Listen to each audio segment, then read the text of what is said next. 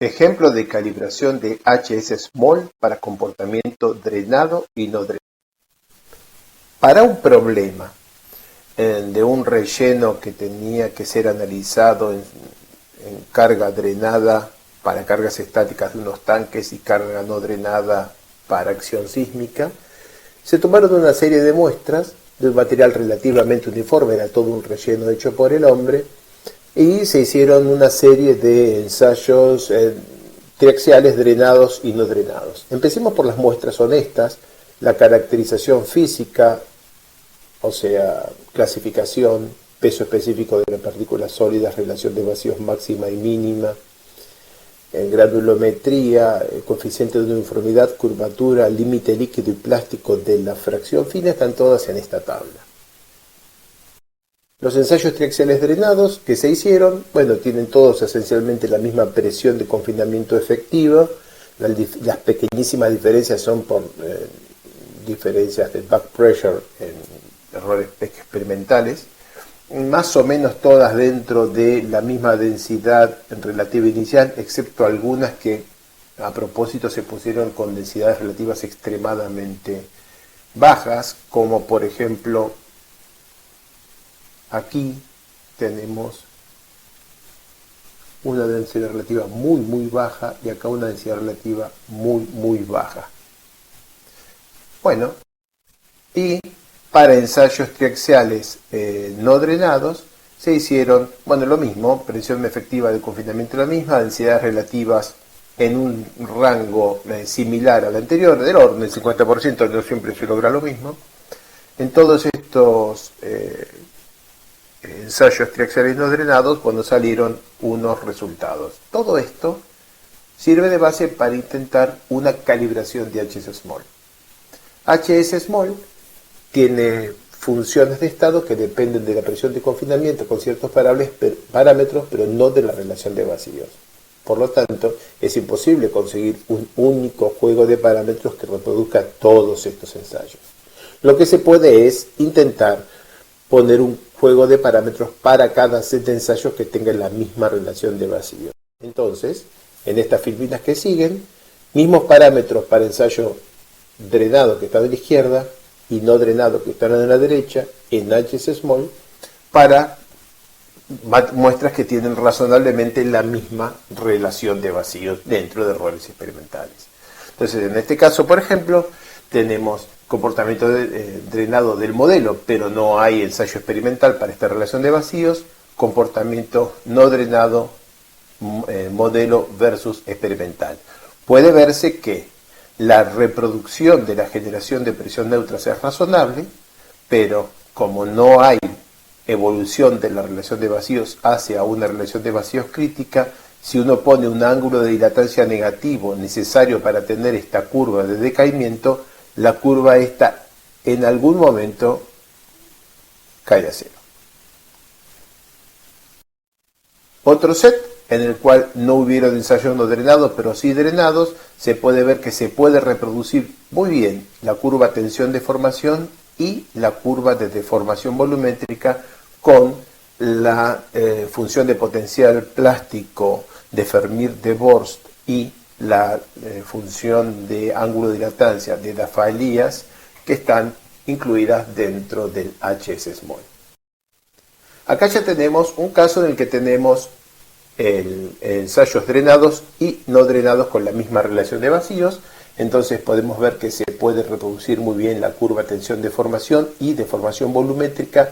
Se puede reproducir con los mismos parámetros la evolución de la presión neutra. Esto quiere decir que para una cierta relación de vacíos se hizo un ensayo drenado y se pudo reproducir el cambio de volumen, y se hizo un ensayo no drenado, siempre en Plaxis, y se puede reproducir el cambio de presión con los mismos parámetros. El costo. Bueno, lo que no se pudo es reproducir correctamente la resistencia al corte no drenada, que resultó menor la del modelo a la del ensayo. A pesar de que la reproducción de la presión es muy razonable, esta pequeña diferencia que se ve acá en este gráfico es responsable de esta gran diferencia que se ve acá en este gráfico. En el siguiente ensayo, lo mismo, aquí tenemos una buena reproducción de la generación de presión neutra en todo el rango, con lo que tenemos una buena reproducción de la resistencia al corte no drenada, una buena reproducción de la resistencia al corte drenada, pero el precio de que el parámetro de dilatancia sea eficaz aquí es que el cambio de volumen drenado no sale bien reproducido. Otro ensayo que reproduce, digamos, mostrando fenómenos similares, bien reproducida la relación tensión-deformación drenada, una pequeña diferencia acá entre la presión de poros que muestra el programa y la que sale de los ensayos es responsable de una gran diferencia en la resistencia al corte no drenada, también una gran diferencia en la predicción de la deformación volumétrica. Bueno, otro ensayo que reproduce, vuelve a mostrar más o menos el mismo problema.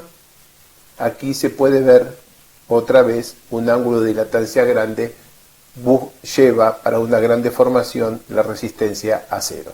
Cuando uno usa un ángulo de dilatancia grande y negativo, un ángulo de dilatancia menos 3, menos 4, menos 5 grados, sabe que va a tener el no drenado un pico y una reducción de la resistencia. Esto siempre es controversial porque conduce a localización de deformaciones en las mallas de elementos finitos y uno tiene que estar más o menos seguro que el rango en el que se va a deformar su material es todavía un rango en el cual el comportamiento del material en azul modelado es similar al comportamiento del material en colorado experimental. En esta zona la diferencia es inadmisible. Otro ejemplo. Miren este, en el cual pareciera no haber diferencias aquí, y sin embargo hay una importante diferencia en la resistencia al corte no drenada.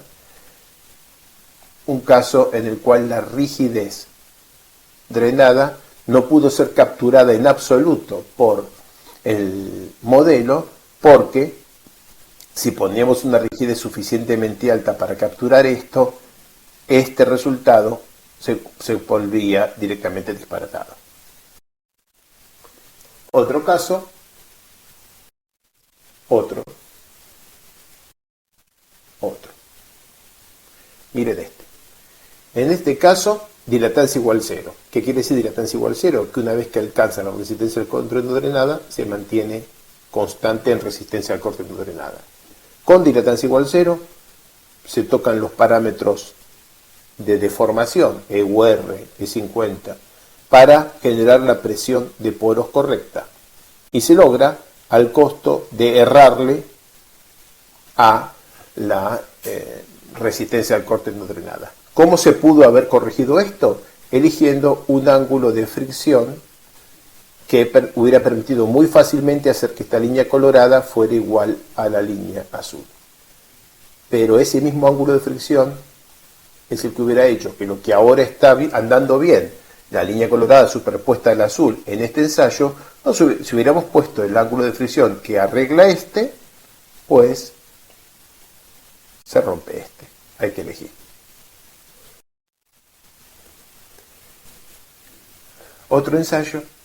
Aquí hay parte que no se le puede echar la culpa a los procesos de calibración, es puramente la combinación de errores experimentales, pequeñas diferencias en el armado de la muestra y además que las muestras no conocen de hipérbola, no siempre el comportamiento que el modelo pretende.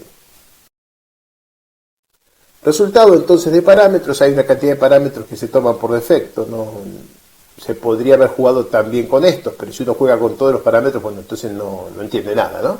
Entonces, tomando una cantidad de parámetros que usualmente no tenemos ensayos para medir, así que tomamos valores por defecto, quedan unos ciertos rangos de parámetros, que uno por cada juego de ensayo. Vamos a enfatizar este asunto. Como los parámetros de rigidez no dependen de la relación de vacíos, no podemos usar un único juego de parámetros para todos los ensayos, sino que tenemos que usar un juego de parámetros para cada relación de vacíos. Y recordemos otra cosa, se usó dilatancia negativa en algunos casos para reproducir el ablandamiento de la curva tensión-deformación. Por ejemplo, todos estos tienen un ángulo de dilatancia negativa de 5 grados. Eso es peligroso. Está bien para este ejercicio, pero es peligroso para el diseño. ¿Por qué? La dilatancia negativa en un ensayo triaxial no drenado significa ablandamiento en el ensayo y en la malla. Significa deformaciones localizadas, no controladas en la malla de elementos finitos convención de los programas comerciales, y eso debe ser manejado con mucho cuidado porque es en general dependiente del tamaño de los elementos, lo que es inadmisible. El resultado no puede depender de los tamaños de los elementos. El resultado depende de parámetros materiales, cargas y geometría, pero no en cómo divido la malla. Y sin embargo, si usamos dilatancia negativa, vamos a observar que cambiando la malla cambia la respuesta de nuestros modelos. Si alguna vez se usa un material cuyos parámetros producen ablandamiento, como es este caso, corra el modelo con 2 mallas. Si los resultados con 2 mallas diferentes son diferentes, ninguno de los 2 resultados sirve para el diseño.